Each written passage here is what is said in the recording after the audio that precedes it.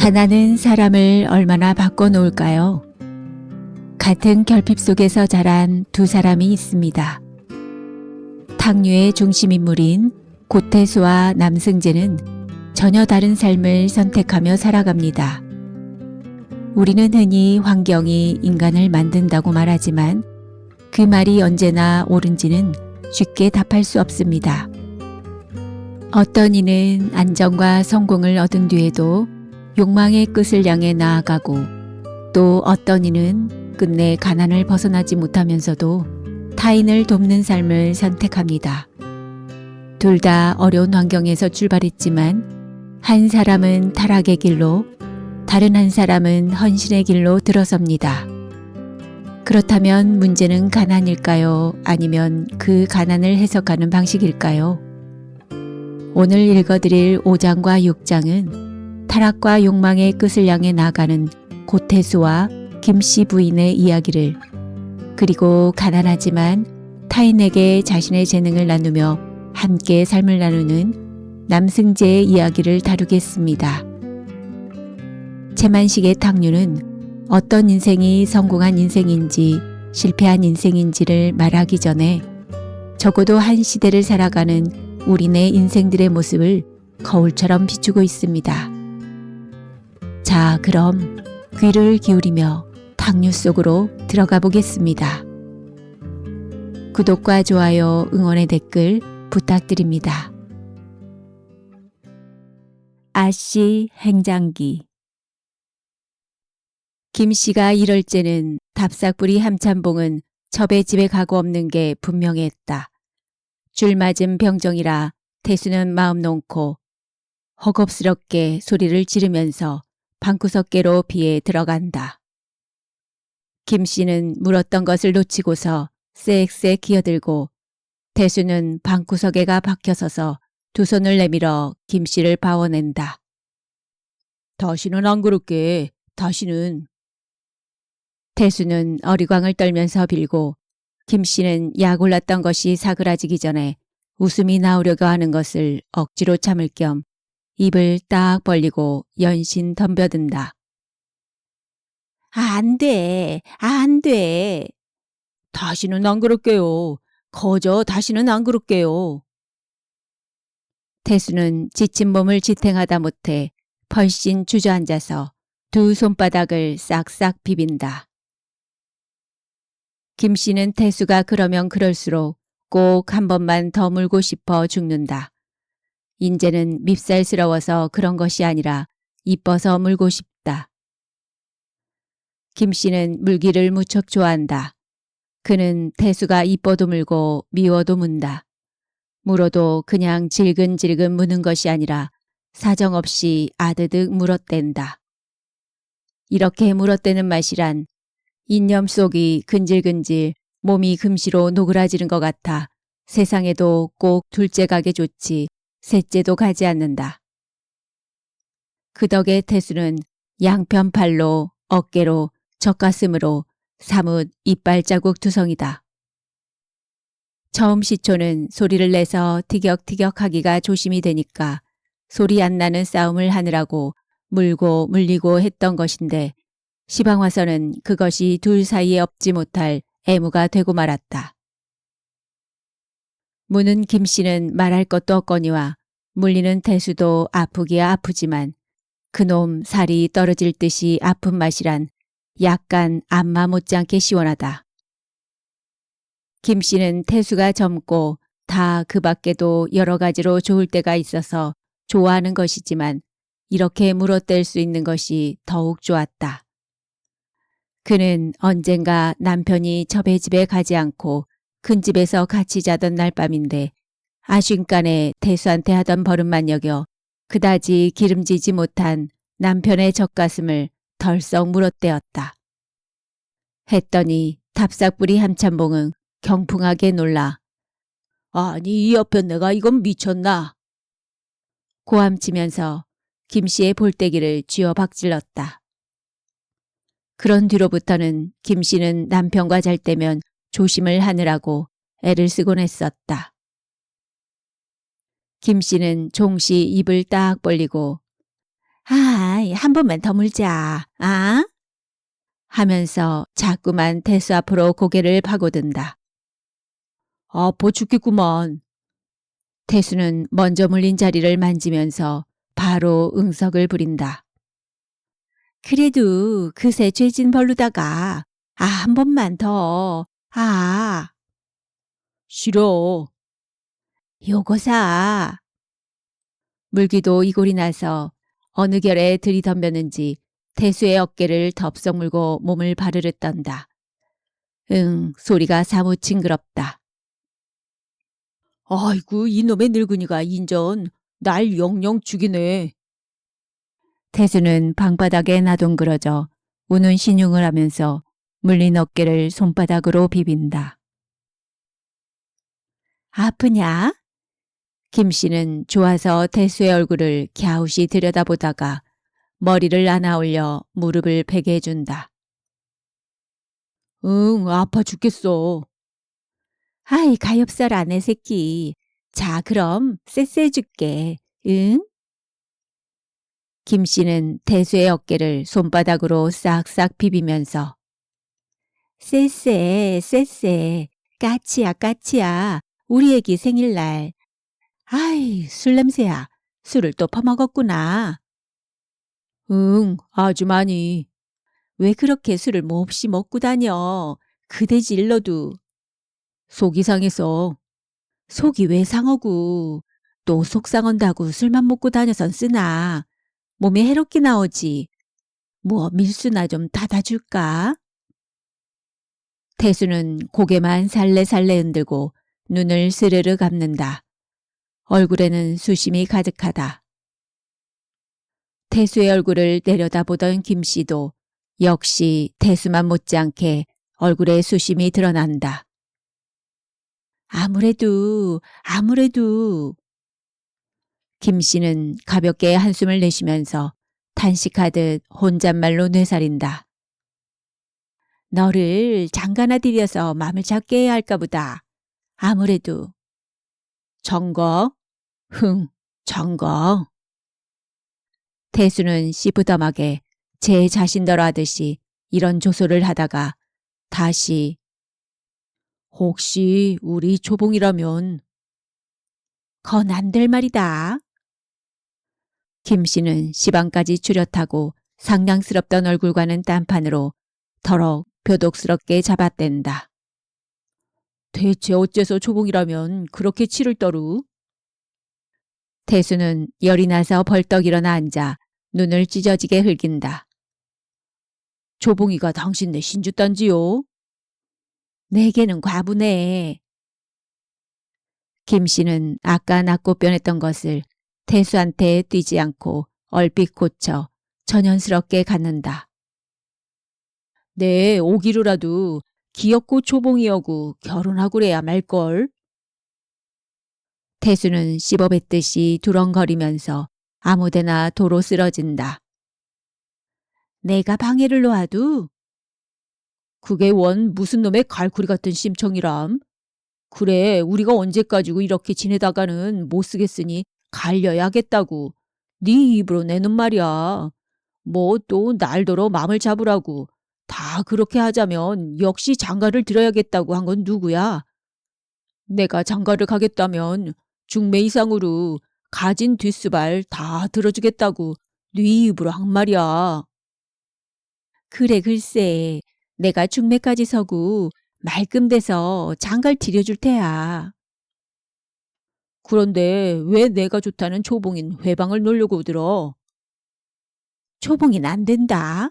내게로 가면 그 애가 불쌍해. 천하 건달불황자한테로 그 애가 시집을 가서 신세를 망친 데서야 될 말이냐? 별 오라질 소리도 다 하고 있네. 태수는 골단지가 나서 벽을 안고 누워버린다. 태수는 그래서 골을 내는 것이지만은 김씨는 김씨대로 노여움이 없지 못하다. 노여움 끝에는 자연 일의 시초가 여자답게 뉘우쳐지기도 한다. 태수가 여관에서 묵다가 아는 사람의 반연으로 이 집으로 하숙을 잡아들기는 작년 여름이다. 제 밥술이나 먹는 답싹부리 함천복내가 무슨 운하니문을 바라서 그런 건 아니고 기왕 뜰 아랫방이 비어 있으니 비어내 던져 두느니보다 점잖은 손님이라도 치고 싶다고 김씨가 이웃에 말을 냈던 것이 계제에 염집을 구하던 태수한테까지 발이 닿았던 것이다.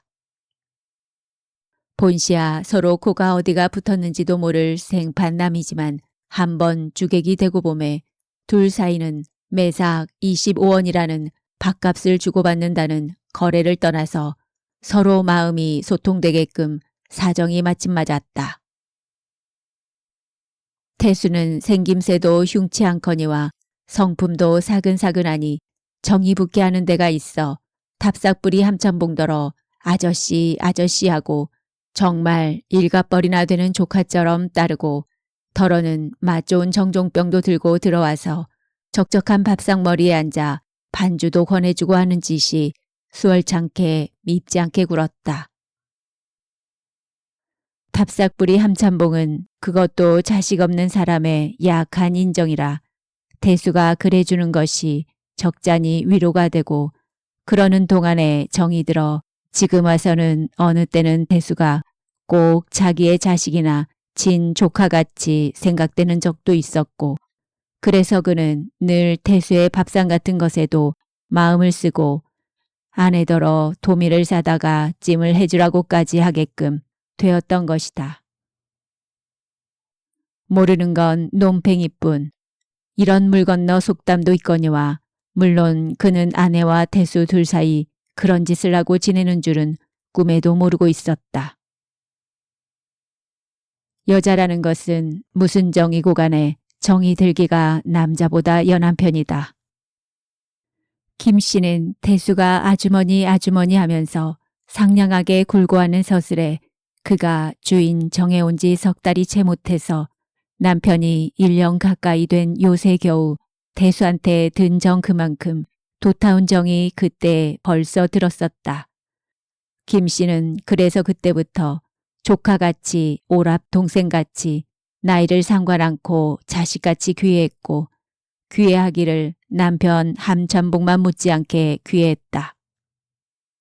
그러던 중 작년 10월 초생 음력으로 보름께였던지 달이 휘영청 받고 제법 산들거리는 게 젊은 사람은 객회가 남직한 밤이었다. 그날 밤 태수는 주인집에 저녁밥도 비워때리고 요릿집에서 놀다가 자정이 지나서야 돌아오는 길이었다. 술이야 얼근했지만 밤이 그렇게 마음 촐촐하게 하는 밤이니 다니는 기생집도 있고 한 터에 그냥 돌아오지는 않았겠지만 어찌어찌 하다가 서로 엇갈리고 헷갈리고 해서 할 수 없이 혼자 동떨어진 셈이었었다.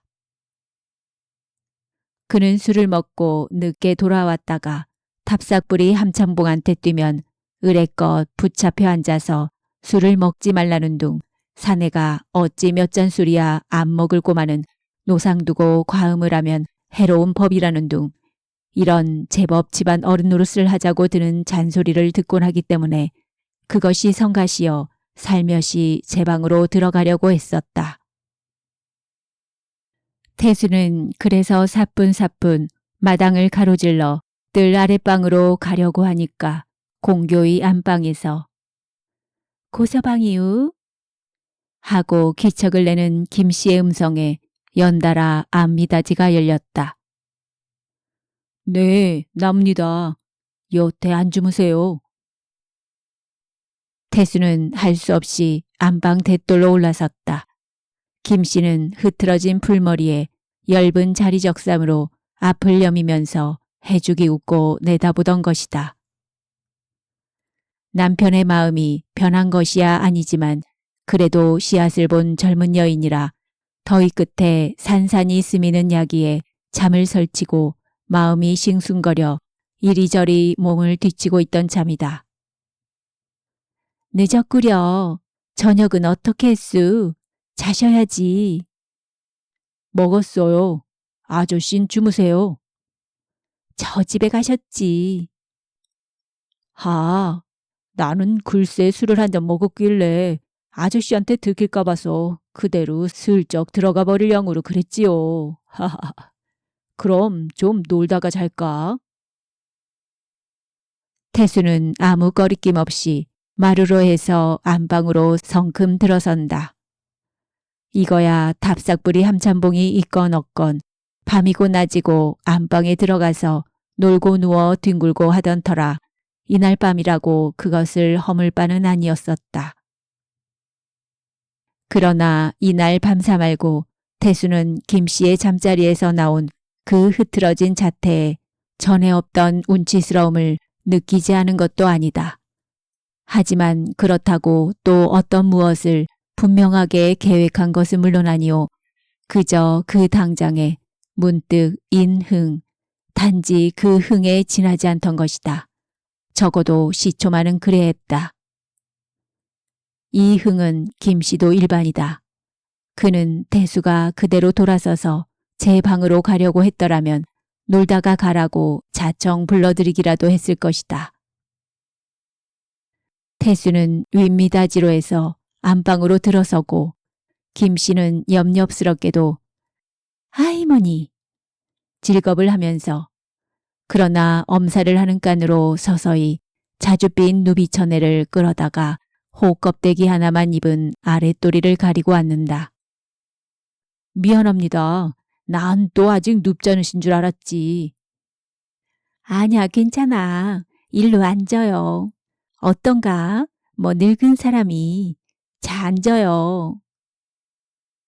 태수가 도로 나올 듯이 주춤주춤 하는 것을 김씨는 붙잡아 앉히기라도 할 것 같이 반색을 한다. 둘이는 태수가 술 먹은 이야기를 몇 마디 주고받고 하다가 말거리가 없어 심심했다. 전에는 이런 일은 동이 없었다. 고사방도 인제는 어색하리만치 말이 없다가 김씨가 겨우 이야기거리를 찾아내던 것이다. 장갈 들어서 살림을 해야지. 늘 이렇게 지내느라고 고생하고 적적하긴들 오죽해. 아주머니도 색시가 있어야지 장갈 가지요. 참, 고서방 같은 이가 색시가 없어서 장갈 못 들어. 관연차는 색시들이 사무 실렁 가리다가 목을 매려고 들 텐데. 호호호. 아니에요. 정말 하나도 걸리는 게 없어요. 이러다간 종각 귀신 못 면할까 봐요. 숭한 소리도 벅도 하고 있네. 아, 고서방이 장가만 가고 싶다면야. 내 중매 안 서주리. 정말요? 그래. 거참 한 자리 마땅한데 좀 알아봐 주시오. 내 술은 석 잔 말고 300잔이라도 낼게. 그래요. 그렇지만 인제 고서방이 장갈 들면 따로 살림을 날 테니 우리 내외엔 섭섭해서 어떡하나? 호호호. 우리 욕심만 채리고서 그런 말 다 하고 있어요. 호호호. 정 그러시다면 그대로 젖들 아랫방에서 살림을 하지요. 호호호. 김씨는 간드러지게 웃다가 낯빛을 고치고 곰곰이 아이 나도 고서방 같은 아들이나 하나 두었으면 오죽이나. 말을 못 맺고 한숨을 내쉰다. 인제 애기 나실 걸 뭐 저렇게 젊으신데. 내가 젊어. 김씨는 짐짓 눈을 흘기다가 다시 고개를 흔든다. 내야 늙고 정구가니 안 돼. 왜요? 우리 집 영감님이 아주 제발이야. 그새 첩을 내인장 몇씩 갈아도 아이를 못 낳는 걸 좀 보지. 하긴 그래요. 남자가 저 그래설랑 아이 못 낳기도 하니깐. 그러니 우리 집안은 자손 보기는 영 글렀지. 젠장 맞을. 여편네 혼자서 아이 낳을 재주 없나? 김씨는 해주 긋고 태수도 같이서 빙긋이 웃는다. 김 씨는 아이를 낳지 못해서 슬아가 적막하기도 하거니와 장래가 또한 걱정이었었다. 만일 김 씨 자기가 영영 아이를 낳지 못하고 그 대신 첩의 몸에서 무엇이 되었든지 간에 하나 낳는 날이면 남편의 정이며 또 재산은 그 아이와 그 아이의 어미한테로 달칵 기울고 말 것이었었다. 그러는 날이면 김 씨는 내 신세가 간데없을 테라 해서 연전부터 그는 남편한테 돈을 한 500원이나 얻어가지고 그것을 따로 제 몫으로 삼아 사사 전당도 잡고 오픈변 돈놀이도 한 것이 시방은 돈 1,000원이나 쥐고 주무르는데 이것은 장차 그렇게 될 날을 혹시 염려하고 즉 말하자면 늙은 날의 지팡이를 장만하는 셈이었었다. 이러한 불안이 있으므로 김 씨는 내 몸에서 아이를 낳기를 간절히 바랐다. 그는 그가 한 말대로 여자 혼자서 아이를 낳을 수가 있다면 그 수가 무엇이 되었든지 간에 가리지 않을 만큼 간절히 아이를 바랐었다. 그러나 그렇다고 다른 남자에게 정조를 개방하리라는 결단이 동시에 서서 있느냐 하면 그런 것은 아니고 그것은 옳고 그른 시비보다도 우선 거기까지는 생각이 미치지를 않았었다. 태수와 사이의 사단이 좌우간 마음 성가시게 된 요새 와서는 김 씨는 자식이나 하나 보쨌던 것이 하는 후회를 혼자 앉아 가끔 하곤 한다. 그러나 그것은 저로서 저를 속이자는 괜한 억지이던 것이다. 미상불 태수와 그렇게 된 그 이튿날부터도 아기를 바랐고 시방도 바라는 것은 사실이다. 그러나 그는 아기를 바라느라고 태수와 그렇게 한 것은 아니었다. 기왕 그리 되었으니 아기나 하나 낳았으면 좋겠다는 욕심, 이게 정말이던 것이다.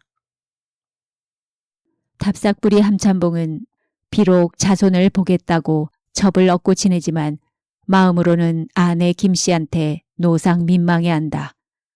15년 동안이나 쓴맛 딴맛 같이 맛보아 가면서 게다가 이만한 전장까지 장만하느라고 동고동락으로 늙어온 아내다.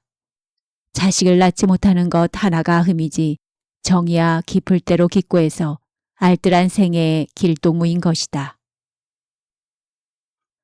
그렇지만 한참봉은 김 씨보다 나이 13살이나 더해서 이미 늑발에 들어앉은 사람이다.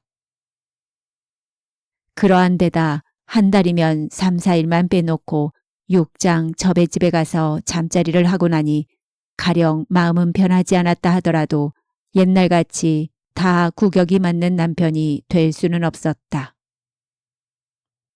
한편 김 씨도 남편이 마음이 변하지 않았고 믿어워하며 소중히 여겨주는 줄은 잘 알고 있었다. 또 김 씨 자신도 의가 좋게 반생을 같이 살아온 남편이니 그에게 정도 깊거니와 의리도 금을 모르는 바 아니었다. 그런지라 그는 남편이 갑자기 싫어졌다거나 그래서 배반할 생각이 들었다거나 한 것은 아니었다. 단지 그것은 그것이고 이것은 따로 이것이라 시장하기도 한데 냉면도 구미가 당겼던 그런 셈쯤 되었었다. 그럼직도 한 것이 김 씨는 젊었다. 나이보다도 또 더 젊었다. 그런데 바로 눈앞에 알찡거리는 태수는 늘 아주머니 아주머니 하면서 곧잘 보비위를 해주고 싹싹이 굴어 오랍 동생같이 조카같이 자식같이 따르는 귀동이요. 그런 만큼 다뤄보기에 호락호락하기도 했었다. 그 만만하게 다룰 수 있는 귀동이는 그런데 또 봄에도 씩씩한 젊은 사내여서 세퍼트답게 세찬 매력을 가졌었다. 진실로 30을 가제 넘은 씨앗을 본 여인의 바로 무릎 앞에서 그리하여 그놈 세파트가 조가을의 산산한 야기에 포옹이 그리운 밤과 더불어 쭈그리고 앉아있는 게 그 밤의 빕절한 정경이었다. 비가 뜨겁게 머리로 치밀고 숨이 차왔다. 그러자 마침 땡땡마루에서 2시를 쳤다. 시계 소리에 태수는 그만하고 일어설까 했으나 엉덩이가 떨어지지 않았다. 어느 결에 흠씬 무르익어버린 이 흥을 이대로 깨트리기가 섭섭했던 것이다. 고서방, 우리 화투나 칠까? 김씨가 약간 떨리는 음성을 캑캑 가다듬어 겨우 말을 내던진 것이다. 집시다. 태수는 선선히 대답을 하고 일어서더니 잘 아는 장롱 서랍을 뒤져 화투목을 꺼내다가 착착 치면서 김씨 앞으로 바투 다가앉는다. 고서방 고단할걸? 뭘 괜찮아요. 그러면 노빼꾸 한 판만. 그런데 내기야. 좋지요. 무슨 내기를 할까요? 글쎄, 무슨 내기가 좋을꼬? 고서방이 정하구려. 나는 아무래도 좋아요. 아주버니 하자는 대로 할 테니깐 맘대로 정하시오. 무슨 내기가 좋을지 나도 모르겠어. 고서방이 정해요. 그럼 팔맞기? 승가워. 그럼 무얼어나? 아이, 정하고서 해야지. 김씨는 태수가 내미는 화투를 상보기로 떼어보고 태수도 떼어보면서 내가 선이로군. 그럼 이렇게 합시다. 이기는 사람이 시키는 대로 내기 시행을 하기로. 그래. 그럼 그렇게 해요. 무얼 시키든지 시키는 대로 하기야. 고서방 또 도와 부르면 안 돼. 염려 마시고 아주머니나 떼쓰지 말고서 꼭 시행하시오. 도닥도닥 화투를 치기 시작은 했으나 둘이는 다 화투에는 하나도 정신이 없다. 실증이 나서 홍사리로 흑사리를 먹어오기도 하고 심화를 빼놓고 세기도 했다. 누가 이기고 누가 져도 상관없을 것이지만 그래도 승부는 나서 태수가 졌다. 자, 인전 졌으니 내기 시행해요. 하지요. 뭐든지 시키시오. 가만히 있자. 무엇 시키나? 무엇든지. 무엇이 좋고? 김씨는 까막까막 생각하는 채 하다가 벼랑간. 아이, 난 모르겠다. 하면서 자리에 가 쓰러져 버린다. 승겁네. 그런 말이야. 응. 김씨는 도로 발딱 일어나더니 얼른 태수의 귀때기를 잡아다가 입에 대고 응. 애기 하나만. 하면서 한편 팔이 태수의 어깨를 감는다. 그날 밤 그렇게 해서 그렇게 된 뒤로부터 둘이는 그대로 눌러 오늘날까지 지내왔다.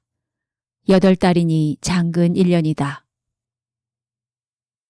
탑삭불이 한참봉이야 육장 첩의 집에 가서 자고 나니까 태수가 달리 오입을 하느라고 바깥잠을 자는 날만 빼면 그래서 한 달 두고 보름은 둘이의 세상이다. 식모나 심부름하는 아이년도 돈이며 옷감이며 다 후이 얻어먹는 게 있어 밤이면 태수를 바깥주인 대접을 할 줄로 알게끔 되었기 때문에 둘이는 아주 탁 터놓고 지낼 수가 있었다. 그것은 마치 한참봉이 접을 얻어두고 어여시 다니는 것과 일반으로 김씨도 태수를 남첩으로 집안에다 두어두고 재미를 보던 것이다. 태수가 작년 여름에 이 집으로 주인을 잡고 올 때는 인조견 이부자리 한 벌과 낡은 트렁크 한 개와 행담 한 개와 도통 그것뿐이었다. 그러던 것이 김씨와 그렇게 되던 사흘 만에는 단박 푹신푹신한 진짜 비단 이부자리에 방석까지 껴서 들여놓고 연달아 양복장이야 책상이야 요강 잿더리 채경 이런 것으로 그의 방은 혼란스럽게 차려졌다. 그 밖에 철철이 갈아입을 조선옷이며 보약이며 심지어 담배까지도 해태표로만 통으로 두고 피웠다. 이러한 비발은 김씨가 말끔 제 돈을 들여서 해주되 남편한테는 눈치로든지 말로든지 태수가 돈을 내놓아 그 부탁으로 심부름을 해주는 제하기를 잊지 않았다. 밥값은 처음에 25원에 정한 것을 5원씩 더 내서 30원씩이라는 핑계로 언제나 밥상은 떡 벌어졌다. 그러나 태수는 처음 석 달 동안만 25원씩 밥값을 치렀지 그 뒤로는 비차에 낼 생각도 받을 생각도 하지를 않았다. 그동안 김씨는 남편이 어느 첩한테서 긴치 않게 전염을 받은 모모를 나누어 가졌다가 그놈을 다시 태수한테 모종을 해 주었다. 그 덕에 태수는 단단히 고생을 했고 치료는 했어도 뿌리는 빠지지 않고 만성이 되어 요새도 술을 과히 먹거나 실섭을 하면 도로 도져서 병원 출입을 해야 했었다. 태수는 화투의 승부로 그날 밤에 짊어진 내기 시행 가운데 여벌치한 대목은 아직도 시행을 하지 못했다. 웬일인지 김씨는 보대하는 기색이 보이지를 않았다. 나는 아마 팔자가 그런가 봐. 김씨는 생각이 나면 태수를 붙잡고 불평 삼아 단식 삼아 가끔 이렇게 뇌살거린다. 그러나 일변 둘이 사이의 정은 수월찬이 물끄러졌다. 태수는 한편으로 호화스러운 맛에 정과 다름없이 기생오입도 하고 지내고 또 요새 와서는 조봉이한테 정신이 쏠려 그와 결혼을 하려고 애를 쓰고 하기는 해도 그런 것과는 달리 김씨와 사이에는 소위 색정이라는 것이 잠옷 깊었다. 김씨는 더했다. 그러나 아무리 정이 들고 서로 좋고 해도 애초부터 아무 때고 떨어져야 한다는 말없는 조건이 붙은 둘 사이의 관계이었다. 김씨는 수월찬이 영리하기도 한 여자이었다. 그는 한때의 손잡손으로 일생을 그르칠 생각은 없었다. 만일 태수와 이렇게 오래 두고 지내다가는 빌경 바탈이 나서 큰 풍파가 일고라야 말 것을 그는 잘 알고 있다. 그래서 그는 지나간 3월부터는 인제는 웬만큼 해두고 이를 수습할 궁리를 하기 시작했다. 하기야 태수와 떨어질 일을 생각하면 생각만 해도 섭섭하기란 탓이 없었다. 또 기왕 내친거림이니 바라던 자식이나 하나 뺄 때까지 그렁저렁 밀어가고도 싶었다. 그러나 올 3월 그때만 해도 벌써 배가 맞아 지낸 지가 반년인데 반년이나 두고 그렇게 지냈어도 가져지지 않던 아이가 앞으로 더 지낸다고 벼랑간 생겨질 것 같지도 않고 그뿐 아니라 남편을 더 오래 속일수록 위험은 더 많이 그리고 더 가까이 닥들여 오게 하는 것이어서 차차로 겁이 더 나기도 했었다. 한번 이렇게 위험을 느끼고 남에 그는 그새까지는 어쩌면 그렇듯 마음을 턱 놓고 지냈던가 싶을 만큼 자꾸만 조조와 불안이 생기기 시작했다. 뿐만 아니라 앞으로 가령 위험이 없다고 하더라도 그렇더라도 태수를 한평생 옆에 두고 지내진 못할 바이면 역시 차라리 선뜻 떨어지는 게 수건이 싶었다. 그러나 생각만 그렇지 생각 먹은 대로 되지는 않았고 해서 그러면 생으로 잡아떼느니보다 태수를 장가를 들여서 할 수 없이 떨어지도록 하는 도리가 없겠다고 드디어 태수를 장가를 들일 결심을 했던 것이다. 하고서 태수더러 그 이야기를 하고 그렇게 하자고 하니까 태수는 갈리는 거야 형편대로 할 것이지만 장가는 갈 생각이 없다고 내내 콧방귀만 뀌었다. 그래서 하루 이틀 그 짓을 그대로 미룩미룩 밀어내려오던 참인데 그러자 이러한 일이 있었다. 4월 바로 조생이니까 달 보전이다. 태수가 오후에 은행에서 돌아와 바깥 사정 가게에 나가서 한참봉과 한담을 나누고 있노라니까 웬 여학생인지 자림새는 초라해도 얼굴이며 몸맵시가 단박 눈에 착 안기는 그런 여학생 하나가 가게 앞으로 지나가고 있었다. 태수는 그 여학생의 차림새가 너무 조촐하고 더욱 트레머리에 동치마는 입었어도 고무신에 버선을 신은 것이 혹시 공장이나 정미소에 다니는 여직공이 아닌가 했다.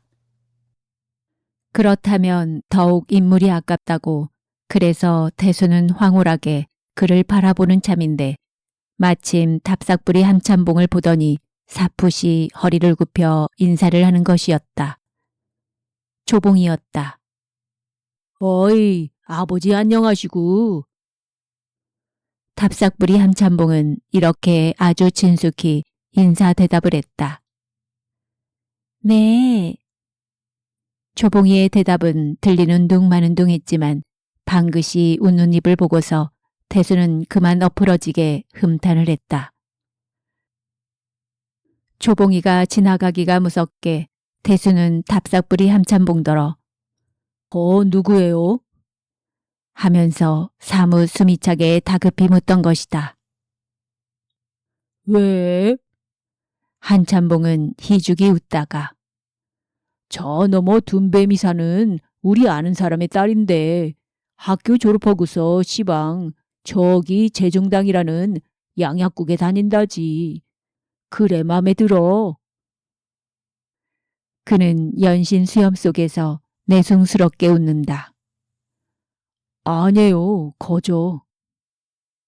태수는 너무 덤빈 것이 점직해서 뒤통수를 긁는다. 마음에 드는 모양이군 그래. 원원이 똑똑하게 생겼지. 정 마음에 들거들랑 집에 사람들어 중매를 서달라지. 저 너머 둔뱀이 정주산의 맏딸 초봉이라면 나보다 더 잘할 테니. 아니에요 아저씨는 괜히. 그날 밤부터 태수는 그새까지 시뻐하던 장가를 급작스레 들겠노라고 그러니 조봉이한테 중매를 서달라고 김씨를 졸랐다. 조봉이란 말에 김씨는 도무지 전에 없던 일로 벼랑강 강짜가 나고 나되에 사뭇 앞이 캄캄하고 몸이 떨려 어쩔 줄 몰랐다. 김씨는 자청에서 태수더러 결혼을 하라고 했고 종차 나서서 규수를 골라 내 손으로다가 뒤바지를 들어 혼사를 치러줄 염려까지 했고 그러면서도 조금도 질투 같은 것은 몰랐고 한 것은 무릇 그 여자 즉 태수의 배필인 동시에 질투의 대상인물이 실제 인물로서 아직 드러나지 않았기 때문이었다. 그러다가 마침내 조봉이라고 하는 잘 아는 계집애 그때의 최근으로는 작년에 본 것이 마지막이지만 썩아당스럽게 생긴 그 계집의 초봉이가 이건 시방 당장 내 애물인 태수를 차지를 해가다니 고 계집애가 이러해서 계제와 대상을 만나 질투는 피어올랐던 것이다. 그러나 딴 속을 두어두고 그는 태수더러는 초봉이가 너한테는 과분하다는 핑계를 해가면서 그의 소청을 들어주지 않으려고 드는 것이었다. 그러나 그는 마침내 마음을 돌리지 않을 수가 없었다. 조그마한 사업. 언덕 비탈을 의지하여 오막살이들이 생선 비늘같이 들어박힌 개복동. 그 중에서도 상상 꼭대기에 올라앉은 납작한 도담집. 방이라야 안방 하나, 건넌방 하나 단 2개뿐인 것을 명림이네가 도통 5원에 집주인한테서 세를 얻어가지고 건넌방으로 따로 먹고 못 애한테 2원씩 받고 세를 내주었다. 대지가 7평 내오빈이 안방 3식구, 건넌방 3식구, 도합 6사람의 7평 내오빈 것이다. 건넌방에는 시방 먹고 모도 없고 그의 안악도 없고 아랫목에는 제돌잡이 어린 것이 알아누웠고 윗목에서는 경쟁이가 경을 입고 앉았다. 방 안은 불을 저질러 놓아서 퀴퀴한 빈취가 더운 기운에 섞여 물큰 치닫는다. 어린 것은 오랜 백일해로 가시같이 살이 받고 얼굴은 양초빛이다. 그런 것이 입술만 유포하게 새카맣게 탔다. 배렴을 덧들였던 것이다. 눈 딱 감은 얼굴이며 꼼짝도 않는 사족에는 벌써 사색이 내려덮었다. 목숨은 발딱발딱 가쁜 숨을 쉬는 마다 달싹거리는 숨통에만 겨우 걸려있다. 몇 분도 아니오 초를 가지고 기다릴 생명이다. 경쟁이는 갓을 쓰고 두루마기를 입고 윗목으로 벽을 향하여 경상 앞에 조연히 발을 개키고 앉아 경만 읽는다. 경상으로 모서리 빠진 소반 위에는 밥이 한 그릇에 콩나물 한 접시, 밤 대추 곶감을 널러서 한 접시, 북어가 3마리 이렇게 가 음식이요.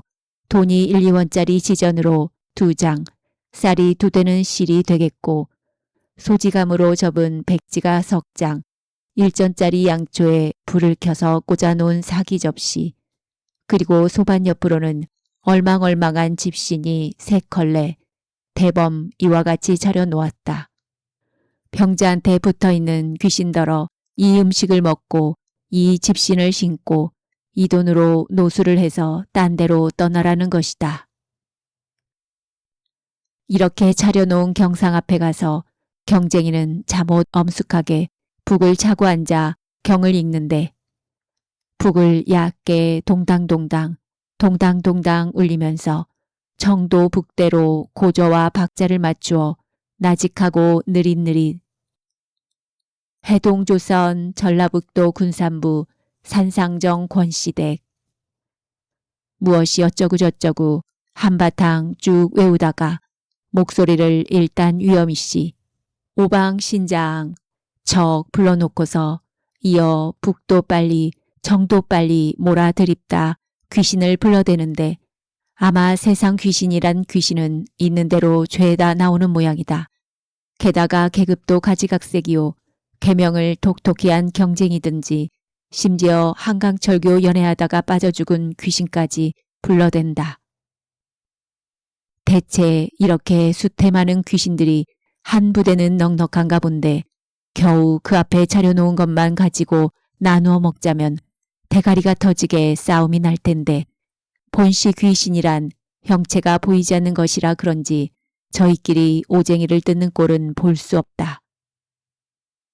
아무튼 그렇게 귀신 대중을 불러놓더니 그 다음에는 갑자기 북소리와 목청을 맹렬하게 높여 그러느라고 발 개긴 엉덩이를 들썩들썩 팔을 번쩍번쩍 쳐들면서 크게 꾸짖어 가로되 너 이 귀신들 빨리 웅감을 하고 당장에 물러가야 망정이지.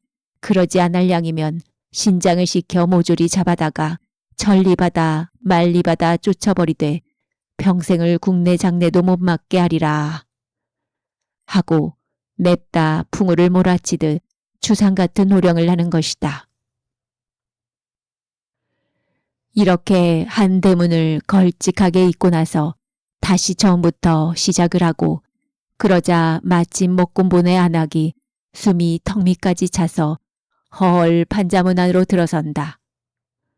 그의 등 뒤에는 승재가 낡은 왕진 가방을 안고 따라 들어오고 또 그 뒤에는 명림이가 따라 나섰다.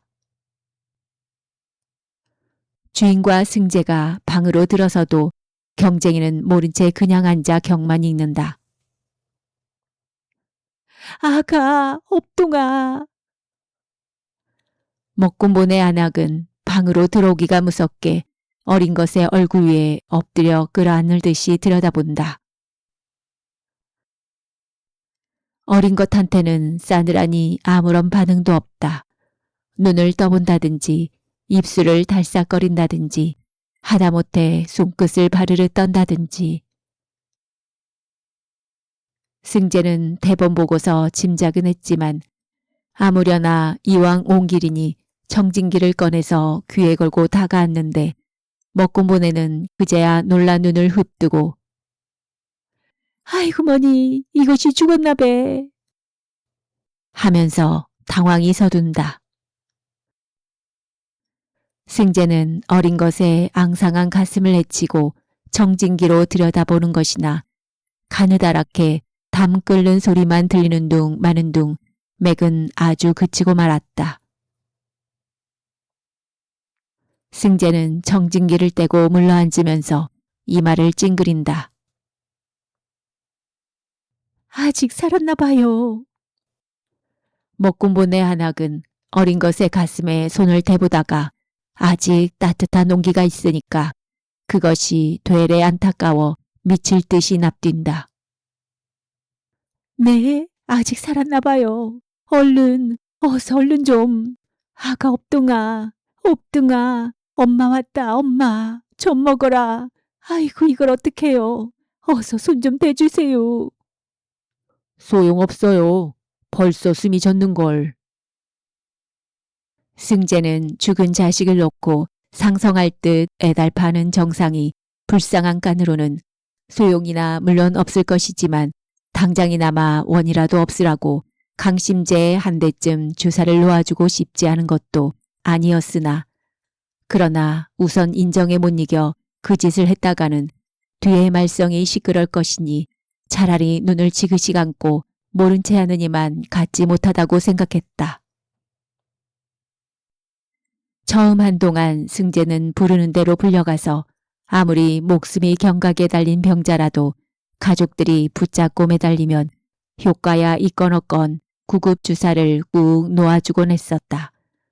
그러나 대개가 시기를 놓친 병자들이라 살아나지를 못하고 주사 기운이 없어지면 그만이곤 하는데 그럴라 치면 개개 주사가 생사람을 잡았다고 승재를 칭언하고 심한 사람들은 승재에게로 쫓아와서 부르대기까지 한다. 그러던 끝에 달포전에는 필경 멱살을 떠들려 경찰서까지 간 일이 있었다. 그때 승재는 유치장에서 하룻밤을 자고 이튿날 병원 주인인 달씨기의 주선으로 놓여 나오기는 했으나 석방이 아니라 불구속 취조라는 것이었다. 그 뒤의 일은 아주 무사했으나 그 일을 겪고 나서부터 승재는 인제 의사 면허를 얻기까지는 되도록 절망 상태인 듯 싶은 병자한테는 가기를 피하고 혹시 마지못해 불려가기는 한다더라도 아예 함부로 손은 대지 않기로 작정을 했었다.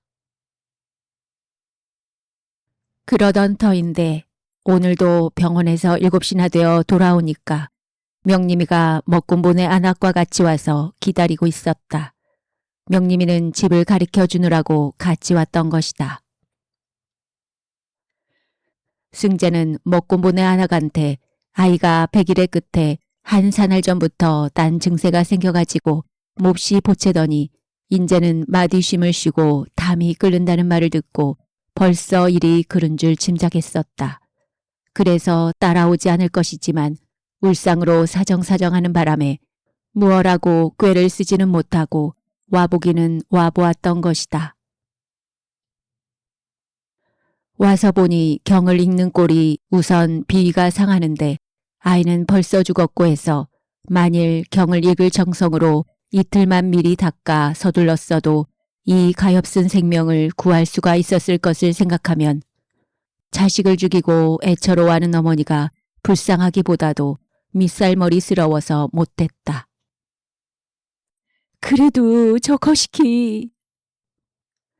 먹군보네 안악은 또다시 어린 것의 시체에다가 손을 대보고 부르고 하다가 승재한테 애걸을 한다. 주사라더냐 하는 침을 놓으면 살아난다는데요. 인존 소용없어요. 그래도 남들은 그렇게 해서 죽은 것을 살렸다고 그러던데요. 제발 좀 살려주세요. 이걸 죽이다니. 아이고머니, 이것을 죽이다니. 네, 제발 좀. 소용없대도 그래요. 승재는 듣는 사람이 깜짝 놀랄 만큼 볼먹은 소리로 지천을 한다. 왜 진작 나한테로 오든지 하질랑 않고서 이게 뭐람? 자식을 생으로 죽여놓고는 인전 편작으로도 못 살려놓아요. 승재는 골이 나는 대로 해부딛고 왕진 가방을 집어들고 마루로 나선다. 먹곤보네 안악은 어린 것의 시체를 얼싸안고 울음 섞어 넋두리를 시작한다. 경쟁이는 하늘이 무너져도 꿈쩍 안 할 듯 여전히 조연하게 앉아 경만 읽는다. 그녀의 경인지 기급인지 그만둬요. 먹곤보네 안악이 눈이 뒤집혀가지고 악을 쓴다. 네?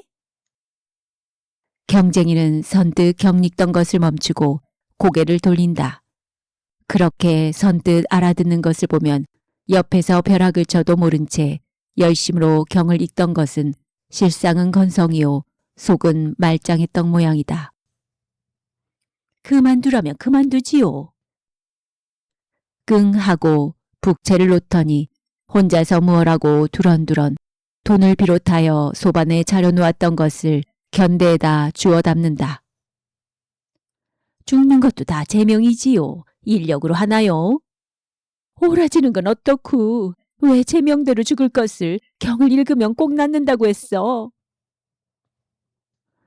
먹곤보네 안악의 악쓰는 소리를 등 뒤로 들으면서 승재는 지물하게 그 집 문간을 나섰다. 승재는 효염이야 있거나 말거나 간에 또 뒷일이야 아무렇든 간에 자식을 잃고 애통하는 어머니를 위로하는 뜻으로 소원하는 주사라도 한 대나마 놓아주는 신용을 하지는 않고서 되레 타박을 한 것이 후회가 났다. 이 사람들도 자식을 위해 애쓰는 정성은 매일 반이다. 결과야 물론 자식을 죽이고 살리고 하는 것을 좌우하게 되지만은 그야 무지한 탓이지 범연에서 그런 것은 아니다. 그러고 보니 가난과 한 가지로 무지도 그 사람들을 불행하게 하는 큰 원인이요. 그래서 그 사람들에게는 양식과 동시에 지식도 적절히 필요하다. 승재는 생각을 하면서 절절히 그것을 여겨 고개를 끄덕거린다.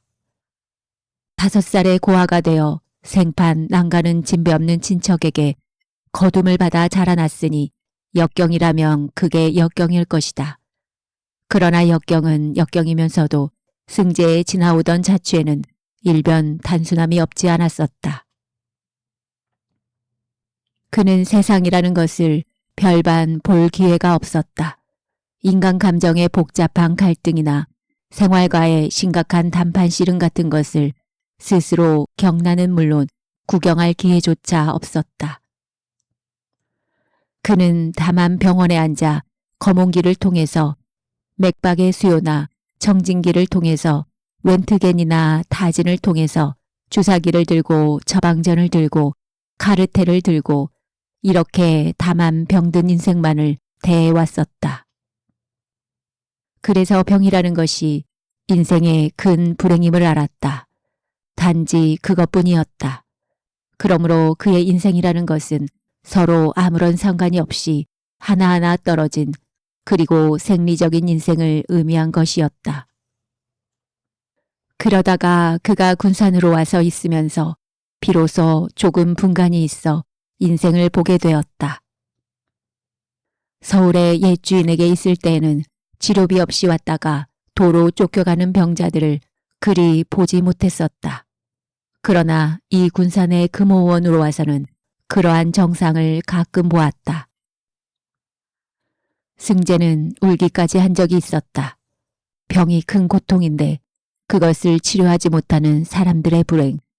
인간 세상의 한 구석에는 이러한 불행이 있다는 것에 그는 동분했던 것이다.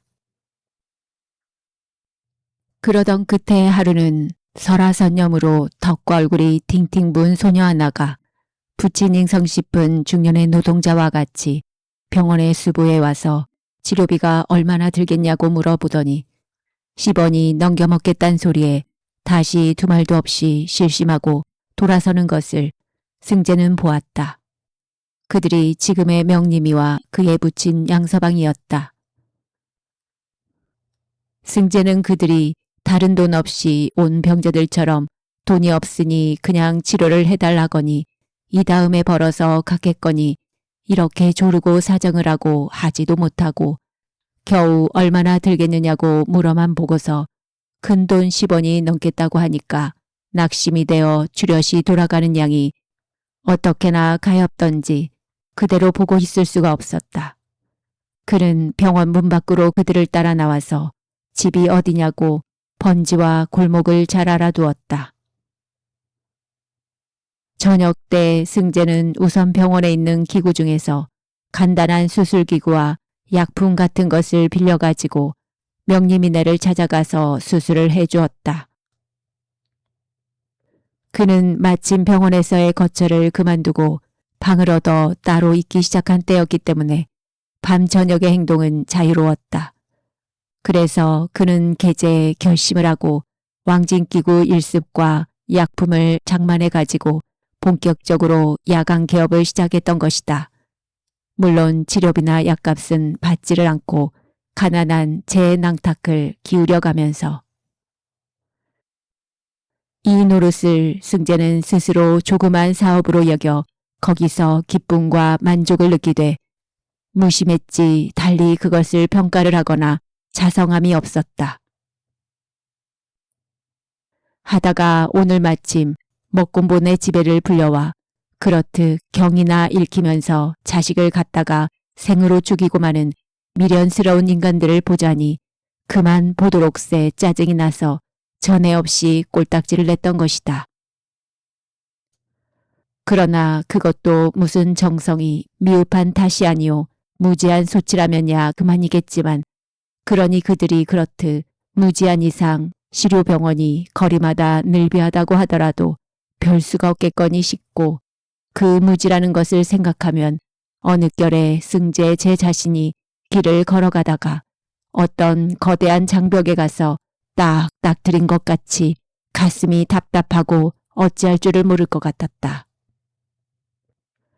그 끝에 가면 시방 제가 여태까지 재미를 붙여 해오던 이 노릇이 그만 신명이 뚝 떨어지고 흥이 하나도 나지를 않는 것이었다. 승재가 다뿍 풀이 죽어서 문간으로 나가는데 명림이는 벌써 문 밖에서 기다리고 있었다. 여기 있었니? 승재는 마음이 산란한 중에도 명림이가 귀엽고 반갑던 것이다.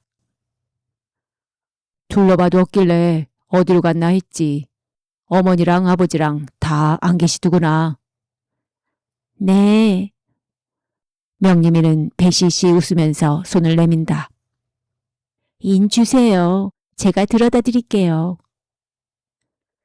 명림이는 지금 저한테 끔찍히 고맙고 또 노상 살뜰하게 귀해주는 이 남서방 어른이 저희 집에를 온 것이 언제나 마찬가지로 좋았고 게다가 가방을 들어다 주기는 더욱 좋았던 것이다. 승재는 괜찮다고 물리치다가 명림이의 그러한 마음성을 아는 터라 이내 가방을 제 손에다가 들려준다. 그럼 여기 요 아래까지만. 네. 명림이는 좋아라고 가방을 들고 앞에 서서 깔끔악진 언덕길을 내려간다. 아버진 일 나가셨니? 네. 어머닌? 빨래 해주러 가시고요. 그럼 요샌 밥 잘해 먹겠구나. 네. 아침에는 밥 해 먹고 저녁에는 죽 쑤어 먹고 그래요. 응, 그나마라도. 그렇지만 점심은 안 먹어요. 그래도 먹고 싶잖아요.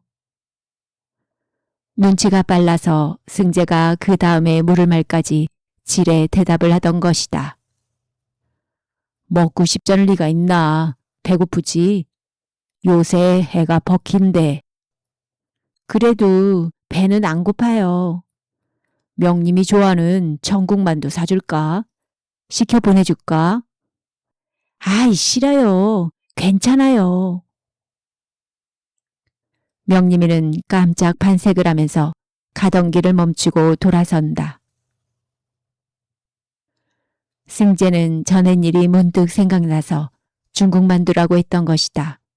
승재가 처음 명림이네 집을 찾아가서 수술을 해주고 그 뒤에도 매일 다니면서 심을 갈아주곤 했는데 거진 다 나아갈 때쯤 된 어느 날인가는 중국 만두가 먹고 싶다고 저희 부모를 조르다가 지천을 듣는 것을 마침 보았었다.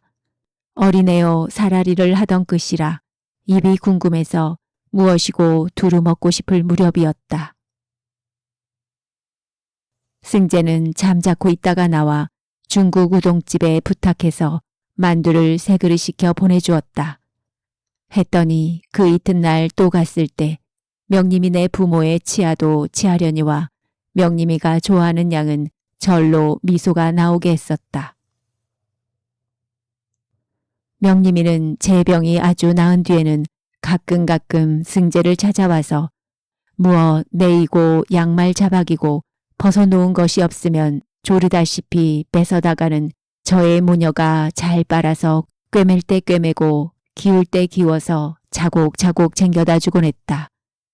이것이 명림이네 식구가 승재를 위하여 애써줄 수 있는 다만 한 가지 정성이던 것이다. 그러한 긍경인 줄 아는 승재는 차차 그것을 기쁘게 받고 그 대신 간혹 명림이네 집에를 들렀다가 끼니를 끓이지 못하고 있는 눈치가 보이면 다만 양식 한 대의 2대 값이라도 내놓고 오기를 재미삼아 했다. 승재가 끊어다 주는 노란 저고리나 새파란 치마도 명림이는 덜어 입었다. 승재는 명림이가 명림이답게 귀여우니까 귀해하기도 하는 것이지만 명림이는 일변 승재의 기쁨이기도 했다. 그것은 승재의 그 조그만 사업의 맨 처음의 환자가 명림이었던 때문이다. 승재는 병원에서 많은 사람을 치료해 주었고 생사가 아득한 중병 환자를 잘 서둘러 살려내기도 한두 번이 아니었다. 그러나 그다지 중병도 아니요 수술하기도 순화로운 명림이의 설화선염을 수술해 주던 때, 그리고 그것이 잘 나았을 때, 그때의 기쁨이란 도저히 다른 환자의 치료에서는 맛볼 수 없이 큰 것이었다.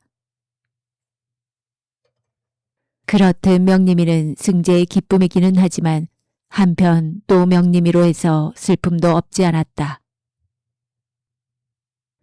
명림이네 부모가 명림이를 기생집의 수양료로 주려고 하는 것을 알고 나서부터다.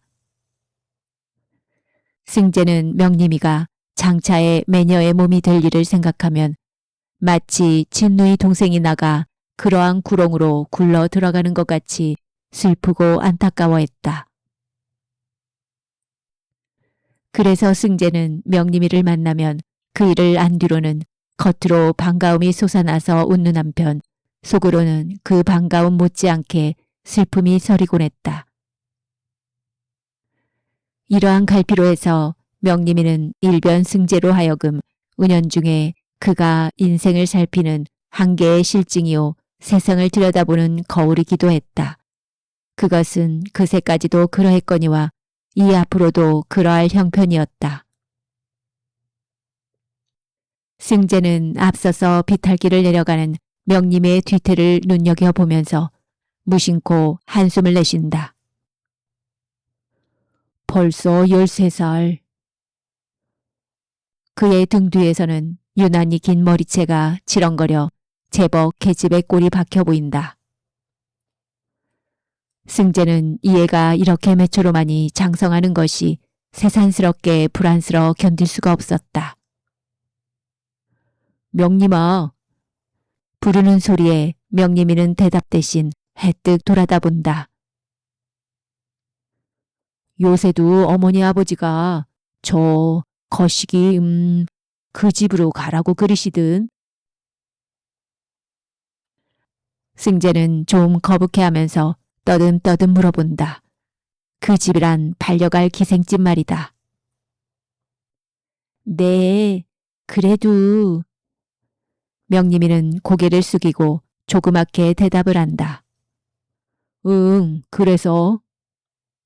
지가 싫다고 그랬지요 뭐. 흐흥, 그러니까 무엇래시지? 그럼 쬐끔 더 크거든 가라고 그래요. 그럼 명린인 어머니 젖먹고 퍼서 싫다고 그랬나? 아니에요. 아이 참. 명림이는 승재가 혹시 농담으로 그러는 줄 알고서 놀리시려고 그리시는만 뭐. 아니야, 놀리는 게 아니고. 그렇지만 뭐 어머니 보고파서 남의 집에 어떻게 가서 있나요? 그럼 더 잘하면 어머니 보고 싶자는가? 그렇다고 그러던데요. 어머니도 그리시고 아버지도 그리시고. 그러니까 이제 조금 더 잘하거든 가라고. 더 잘하거든. 승재는 먼 눈을 팔면서 혼자 말하듯이 중얼거린다. 승재는 속으로 촌사람들이 돼지 새끼나 송아지를 팔래도 너무 어리고 젖이 떨어지지 않아서 어머니를 찾고 소리를 지르니까 아직 좀 더 자라게 두어두고 기다리는 것 같은 그러한 정상을 명림이네 집에다 빗대보던 것이다. 돼지 새끼나 혹은 송아지나 그놈이 조금만 더 자라 제풀로 뛰어다니면서 밥도 먹고 꼴도 먹고 그래 젖이 떨어지면 장에 내다가 팔려니 하고 기다리는 촌사람이나 일변 딸자식이 절이 좀 더 들어서 부모도 그려안고 그동안에 가슴도 좀 더 볼록해지고 귀도 좀 더 자라고 하면 기생집에다가 수양딸로 팔아먹으려니 하고 매일같이 고대고대 기다리고 있는 명림이네 부모나 별반 다를 게 없을 것 같았다. 승재는 이마를 찡그리면서 무심결에 계획하고 침을 뱉는다. 그러나 이어 그들 양순하디 양순한 명림이네 부모의 얼굴을 생각하면 고약스럽다는 반감보다도 불쌍한 마음이 앞을 섰다. 승재는 명림을 돌려보내고 콩나물 고개로 해서 조봉이네 집으로 돌아왔다. 안방에서 들은 마침 저녁을 먹는지 대그락거리는 수저 소리가 들리고 승재 방에는 자리끼 숭늉이 문턱 안에 들여놓아 있었다. 이 한 그릇 자리끼 숭늉은 개봉이가 하던 말 맞다나 소중한 생명수였었다. 승재는 갈증도 나지 않았지만 물그릇을 집어들고 후루루 들이마신다. 물은 물을 마셨다는 이보다 조봉이로 연하여 가득 넘치는 행복을 들이마시는 것 같았다. 이튿날 아침 진작부터 일어나 책상 앞에 앉아서 성층권의 영구라고 하는 신간을 읽고 있던 승재는 사발시계가 저그럭저그럭 가다가 7시 반이 되자 읽던 책을 그대로 펴놓은 채 부시시 일어선다. 7시 반은 병원에 출근하는 시간이다. 인제 가서 소세를 하고 조반을 먹고 나면 8시 반, 8시 반부터는 진찰실에 나가 앉아야 한다. 승재는 버릇대로 낡은 소프트를 내려쓰고 툇마루로 나앉아서 구두를 신노라니까 문 밖에선지 왁자니 사람 떠드는 소리가 들렸다. 그러거나 말거나 승재는 무심히 구두를 신고 마당 한가운데로 걸어나가는데 그러자 벼랑간 지쳐둔 일강문을 와락 열어젖히면서 먹군보가 문간 안으로 쑥 들어서는 것이다. 승재는 대번 이건 또 말썽이 생겼구나 생각하면서 주춤하니 멈춰선다. 그는 명림이네 집을 자주 다니기 때문에 먹군보의 얼굴을 익히 알던 것이다. 술 속 사납고 싸움 잘하기로 호간한 줄도 잘 알고 먹군보의 뒤에는 그의 안악이 따랐고 먹군보가 떠드는 바람에 지나가던 사람도 두엇이나 일강문으로 끼웃이 들여다본다. 이놈 너 잘 만났다. 먹군보는 승재를 보자마자 황소 영각하듯 외치면서 눈을 부라리면서 쏜살같이 달려들면서 승재의 멱살을 당실하게 훑으려 잡는다. 새모지게 부릅뜬 눈하며 본시 검은 데다가 술기와 흥분으로 검붉어 썩은 생선빛으로 질린 곰보 얼굴을 휘젓고 들이미는 양은 우선 흉악이 다시 없었다. 놀란 것은 승재요. 그는 설마 이렇게야 함부로 다그칠 줄은 몰랐기 때문에 어마지도 쩔매는데 그러자 먹금보는 멱살을 움켜쥐기가 무섭게 이놈! 소리와 얼러 철썩 뺨을 한 대 올려붙인다. 승재는 아프기보다도 정신이 얼떨떨해서 더욱 당황해한다. 아이고머니, 저를 어째. 개봉이가 마침 학교에 가느라고 책보를 안고 대뜰로 내려서다가 그만 질겁하게 놀라 동당거리고 외친다. 안방에서 식구들이 우우하고 몰려 나온다. 그래 이놈. 상관 않고 땅땅 얼으면서 먹금보는 수죄를 하는 것이다. 내가 이놈 침대로 깨나 가지면 김생원 박생원 한다더라고. 그래 네가 으슬깨나 한다는 놈이 남의 어린 자식이 방금 죽는다는 것을 보고서도 약 한 봉지 써주지도 않고 침 한 대 놓아달라고 애걸복걸을 해도 그냥 말았다니. 그래서 필경 내 자식을 죽여놓아 이놈. 이를 부드득 갈면서 승재의 맷집 좋은 따귀를 재차 본세 있게 올려붙인다. 승재는 하도 어이가 없어 말도 못하고 뻔하니 마주보기만 한다. 먹금보네 안악이 슬금슬금 들어와서 사내의 팔을 잡고 좋은 말로 하지 왜 이러느냐고 말리는 신용을 한다. 그러기는 해도 승재가 얻어맞는 것이 고소한 눈치다. 뒤늦게 정주사가 신발을 끌고 허둥지둥. 웬 행패란 말인고. 너 이 손 이걸 놓지 못할 텐가. 내려오면서 호령호령한다. 먹금보는 힐끔 돌아다 보더니 꾀재자한 정주사의 풍신이 눈에도 차지 않는다는 듯이 아래로 한번 맛을 넣어보다가 이건 왜 나서서 이 모양이야. 꼴같잖게. 유씨와 초봉이는 벌벌 떨고만 섰고 개봉이는 휘휘 둘러보다가 부엌으로 뛰어들어간다. 이놈 경찰서로 가자. 너 같은 놈은 단단히 법을 좀 가르쳐야 한다. 먹금보는 얼러대면서 멱살을 잡은 채로 잡아 낚아챈다. 바로 그때다. 벅소리와 같이 장작개비가 먹금보의 옆구리를 옹글게 후려갈긴다. 개봉이의 짓이었다. 개봉이는 이를 악물고 억척으로 이번에는 발뚝을 후려갈기려는 참인데 아 저런 년 보았느냐고 정주사가 나무라면서 떠밀어버린다. 지나가던 사람이 여럿 문간으로 기웃거리다가 몇은 슬금슬금 마당으로 들어서서 구경을 한다. 정주사는 달려들지는 못하고 돌아가면서 연신 호통만 하고 있고 개봉이는 분에 못 이겨 쌕쌕 어쩔 줄을 몰라 한다. 헤이 참네. 승재는 뒤를 돌려다보면서 누구한테라 없이 바보처럼 한번 웃더니 그러다가 어찌 무슨 생각으로 먹곰보가 멱살을 잡고 버팅긴 팔목을 슬며시 후트려쥐고 불끈 잡아 비튼다. 먹곰보는 하잘것없이 주먹을 편다. 다 같은 장정이라도 승재가 완력이 솟고 한데다가 먹곰보는 술이 취해나서 그다지 용을 쓰지 못하던 것이다. 승재는 부채살같이 손가락을 쫙 편 먹곰보의 비틀린 팔목과 얼굴을 한참이나 번갈아 들여다보다가 그의 안악한테로 밀어젖힌다. 데리고 가요. 내가 죽였으. 당신 내가 죽였지.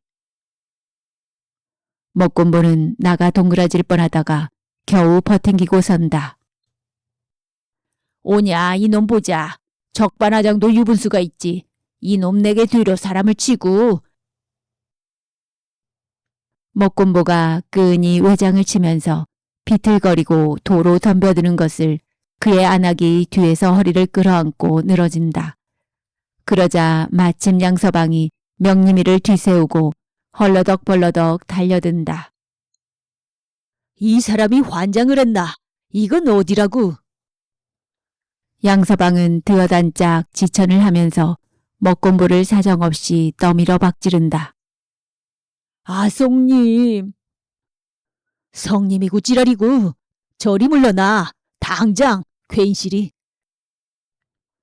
양서방은 먹공보를 한번 떠밀어 내던지고 승재 앞으로 가까이 와서 술 먹은 계란이 저 녀석이 시방 자식을 죽이고 환장을 해서 그러는 거니 참고 탄하지 말라고 제일같이 사정을 한다. 승재가 멱살잡이에 따귀까지 2대 얻어맞은 줄은 모르고서 하는 소리다. 승재는 별말 안 하고 어서 데리고 가라고 흔연히 대답을 한다. 먹공보는 더 덤비려고는 안 하고 몸을 휘청거리면서 승재더러 욕만 거판지게. 이놈아, 내가 명색 의술을 한다는 놈이 그래 이놈. 내 자식이 죽은 것을 보고도 모른 채야 오라. 그리고서 왜 진작 배잔았냐고 내 여폰 내게 호령을 해. 이놈 당장 목을 쓸어 죽일 놈. 이놈, 내 자식 내놔라 이놈. 업동 아버진 괜히 생떼를 써요. 명림이가 진작부터 나설 듯 하다가 그제야 얼굴이 새빨개 가지고 여러 사람더러 들으라는 듯이 먹공보를 몰아세운다. 다 죽어서 아주 숨도 안 쉬고 그랬어요. 그런 걸 주사를 놓는다고 죽은 애기가 살아났나요? 괜히 죽은 송장한테 주사를 놨다가 정말 죽였다고 애맨 소리 듣게요. 생으로 어거지를 쓰면 본 사람도 없나 뭐. 정주사는 대개 그러한 곡절이려니 짐작도 했지만 명림이가 앙알거리는 말을 듣고 나서는 괴히 속은 알았다. 속을 알고 보니 먹공보가 더욱이 괘씸했다. 그러나 그보다 더 괘씸하기는 아까 자기를 보고 근육질을 하던 것이다. 과연 생각한즉 분하기도 하고 개제 먹공보가 인제는 한풀 죽었는지라 기운이 불끈 솟았다. 고연손이로군. 정주사는 노랑 수염을 거슬러 가면서 눈을 깜짝깜짝, 음성은 위엄을 갖추어 준절히 꾸짖기 시작했다. 그게 그 사람이 돈을 받고 하는 노릇도 아니오. 다 동정심으로 그러는 것인데 그러니 가서 보아준 것만으로도 감사할 것이지. 그래 오죽 잘 알아보고서 손도 대지 않았으리라고. 내끼 고연손 같으니라고.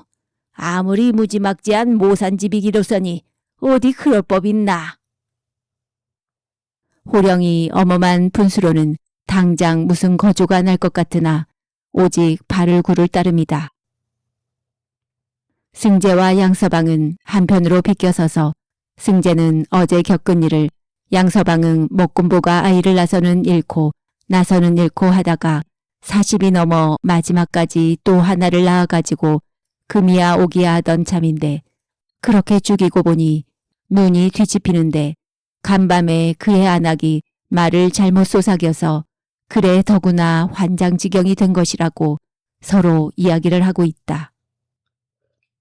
먹공보는 인제는 기운을 차리지도 못하고 땅바닥에 버근히 주저앉아서 무얼하고 개걸거리기만 한다.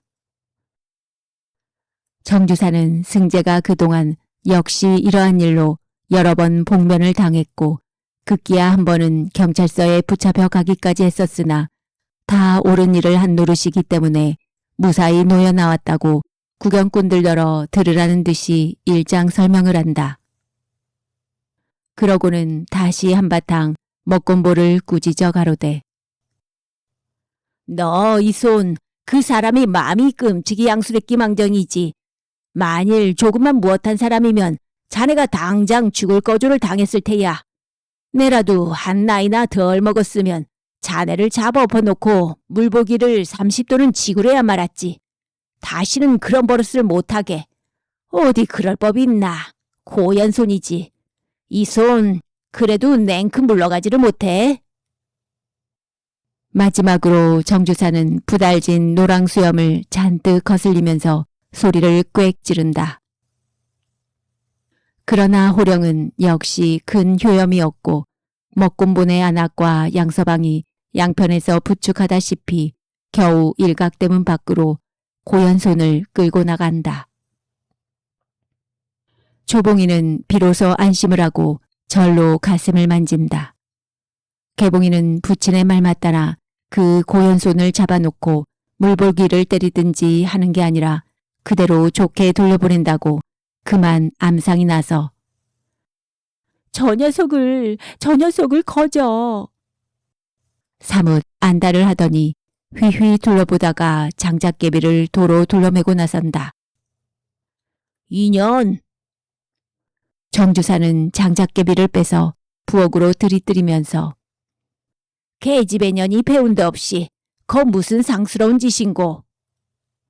그래도 그 녀석이 우리 남서방을 마구. 개봉이는 분을 못 참아 쫑알거리면서 발을 동동 구르다가 금시로 국달한 눈물이 방울방울 떨어진다. 그러자 마침 승재가 땅바닥에 떨어진 모자를 집어털고 섰는 것을 벼랑간 우르르 그 앞으로 쫓아가더니 두 주먹을 발끈 쥐고 승재의 가슴패기를 마치 다듬이질을 하듯이 동당동당 두들기면서 지천의 새살에 바보 남서방 바보야. 그깟 녀석한테 딱으로 2번씩이나 얻어맞고서도 왜 잠자코 있어. 왜 그래. 난 몰라. 남서방 미워. 그래도 시원찮은지 물러서서 쌀쌀 몸부림을 친다. 정주사와 유씨는 서로 치어다보고 비스 웃어버린다. 초봉이는 가슴속이 뿌듯하고 하다못해 눈물이 솟아 고개를 숙인다. 승재도 감격했다. 그는 개봉이의 하는 양이 꼭 진누이 동생의 응석같이 재롱스러워서 등이라도 다독다독 해주고 싶었다. 괜찮아요. 좀 맞으면 어떤가. 나 아프잖아. 어여 학교 가요. 응? 누가 아파서 말인가? 뭐. 개봉이는 주먹으로 눈물을 씻으면서 타박을 준다.